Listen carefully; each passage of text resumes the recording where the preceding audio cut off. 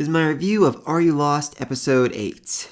And sadly, they did not find another survivor, another lost soul on this island. The smoke from last episode was from a hot spring, which pretty nice, though it did mean they ended up spending a good chunk of the episode completely naked, so not a lot of screenshots I can show of that, sorry. Really don't want to get into a fight with YouTube over any of this. But, it was a nice little break for them, able to send her the moon. They even dropped some of the fruit they found last episode in to give the hot spring a sweet smell to it, which I would not have thought of that. I guess that's popular in Japan, though. I don't think I've actually seen that before, so that was a pretty interesting trick for them to do. Unfortunately, their rest time was quite rudely interrupted when they noticed the water was getting a little bit colder, and then a little bit colder, and then all of a sudden a freaking tsunami wave hit them and completely knocked them on their asses, which honestly that was funny, but I thought it'd be way worse than it was. I figured, oh my god, they've been sucked down to the ocean, they're never going to find each other again, they're going to have to spend the rest of the episode, maybe next episode too, trying to get back together and then start over a new deserted island. Nope, none of that at all. Turns out they just got knocked back onto the beach, which, pretty convenient for them.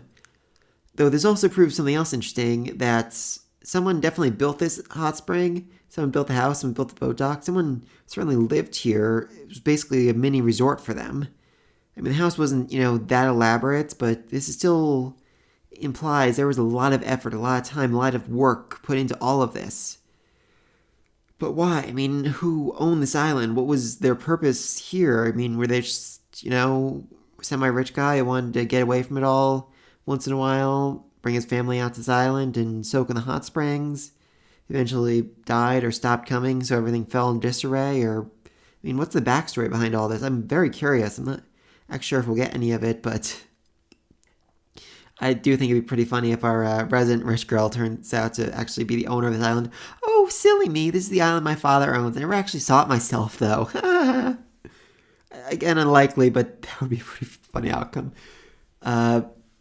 Anyway, so now they're all soaked, and they start making their way back to their shelter. They camp for the night, and then they get up and start making their way back. Though on the way, Homeraid notices a large 8-ply rope, or I forget the actual way she described it, down in this crack, and she decides that she needs it. Apparently, rope is super useful. Just love the way she actually goes about getting it. She basically ties a rock to a vine that's 10 meters tall or whatever, I forget exact length, and then drops in the water. She's like, yeah, it seems deep enough. So then she freaking jumps in to get the rope. And the rest of the girls are like, how are you going to get back up? Did you think about that? And yes, she had. Because she ends up using, I think she called it a chimney climb. I've seen it before in another series.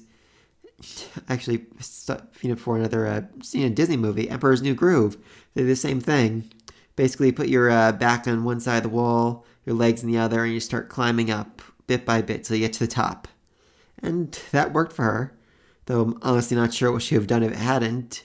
I guess her only other option would be then to swim out into the ocean and keep going until she found a place where she could get back on land. It certainly seems a little risky. I kind of wish the other girls had, admonished her a bit for that, saying, what were you thinking? You could have gotten stuck, blah, blah, blah. But by this point, they have enough faith in her to realize, yeah, she knows what she's doing. We're not going to question her at all. Or that's what I'd say, except then our athlete decided to run into the ocean in a lightning storm. No, I'm not kidding. She ran into the freaking ocean in a lightning storm. And then was literally knocked unconscious by the freaking lightning. How that didn't kill her, I have no idea. According to Homer, she was just, so far away that it didn't actually kill her. But it should have. It certainly should have killed her. But you know what? She survived while the other...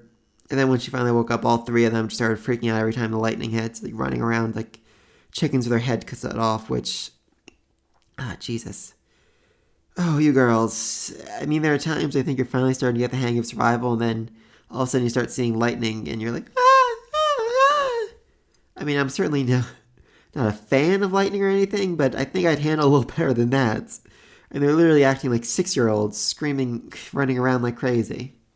Thankfully, Homare comes in handy again and ends up building a freaking lightning rod, which... Okay, I have a lot of questions about that. Mainly, how did you build it without, getting struck by lightning yourself? I mean, you can see you're, tying things together, putting it together, and you have to imagine, yeah, but wouldn't then the lightning just hit it while you're touching it and then kill you? Maybe she'd, rubber gloves or something they just didn't show, but I feel like that would have gotten in her way, at least a little bit. Anyway, thankfully she manages to build without getting hit, and all the other girls tackle her to get to safety. This is where we're safe. 45-degree angle from the tip of the lightning spear, which I actually didn't know that was how the lightning spears worked. I thought it just covered a wide area. I didn't realize it was a whole, just minimum 45 degrees. That's really good to know. As well as the chimney climb. I'm not sure when it would ever come in handy, but maybe eventually. That's really be interesting. So the storm clears up, and once again, our resident athlete runs headfirst in the water to say, "Oh, let's go find fish. I'm sure some washed up." Much to Homare's protest, only to be once again struck by lightning.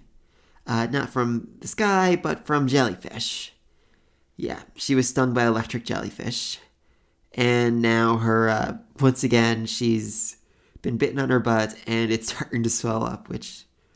Oh, geez, girl, please, please, please, for the love of God, start thinking before you act. I am honestly begging you at this point. It's like you just can't help running headfirst in danger without even realizing you're doing it.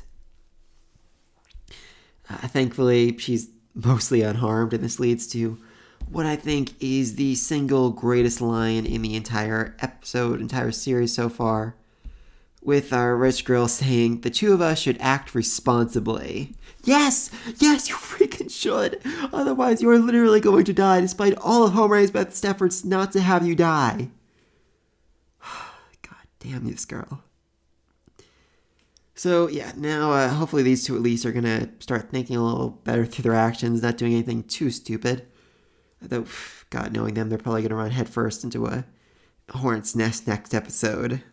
Speaking of which, next episode is called Homare's Papa, one of those, which I'm excited about. I said a while ago I thought this series would end with her father just showing up in a plane he built out of twigs and an engine he found lying on the ground and coming to rescue them, which honestly still might happen. I don't think next episode. I think it's more they're going to ask her, "So why did your father teach you how to eat moose testicles at age 6? Which... I love that. I just love this whole episode of her telling stories about her father, even just doing flashbacks, remembering his life. I'm assuming he's still alive. He might be dead. Anything's possible at this point. So yeah, that was a interesting episode. They had the obligatory hot spring episode. It was all anime must. Got caught in a lightning storm. Built a lightning rod. Got some big ass rope, which apparently would be useful. They said they could use it to make smaller rope as well, which I guess, more resistant to damage than the vines they've been using. But yeah, let me know what you thought in the comment section down below. Who owned this island? Why did they come here? Why did they stop showing up? Are we going to find their corpse at some point? Be sure to subscribe. Till next time. Peace.